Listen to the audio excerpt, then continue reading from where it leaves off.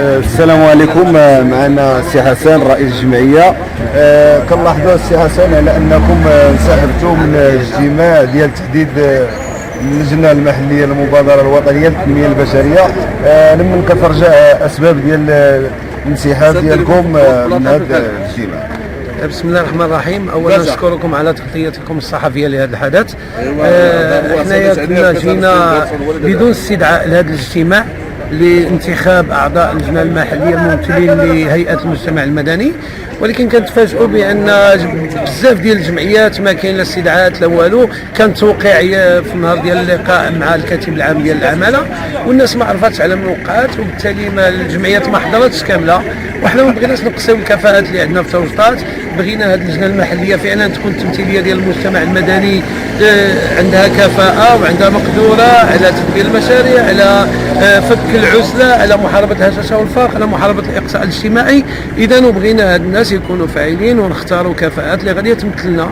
وبالتالي حنايا قدمنا العذر ديالنا والتبرير ديالنا للسيد رئيس فريق التنشيط السيد يديني هنايا ببلديه عين ترشقات، وقلنا له ودي احنا بغينا ناجلوا هذا الاسبوع باش توصلوا الناس بالاستدعاءات ديالهم ويختاروا المنتدبين ديالهم اللي غادي يحضروا، باش تكون الانتخابات بديمقراطيه وشفافيه ونزاهه وتختار الكفاءات.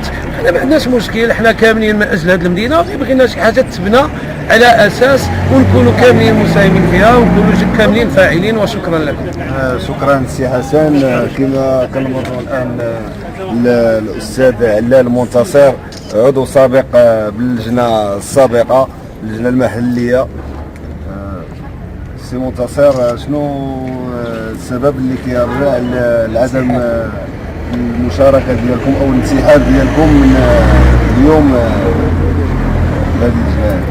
الانسحاب ديالنا من هاد الانتخابات نتاع تجديد المكتب اعضاء مكتب اللجنه المحليه للمبادره الوطنيه كيجي بعدم توصل واحد المجموعه من الجمعيات الاستدعاءات لاجل الحضور على الاجتماع هذا، لان الانتخاب ديال هذه اللجنه هذا كيعطي واحد اللجنه اللي تقريبا سنه كامله تشتغل على بلورات واحد المجموعه ديال المشاريع ديال التنميه البشريه هنا.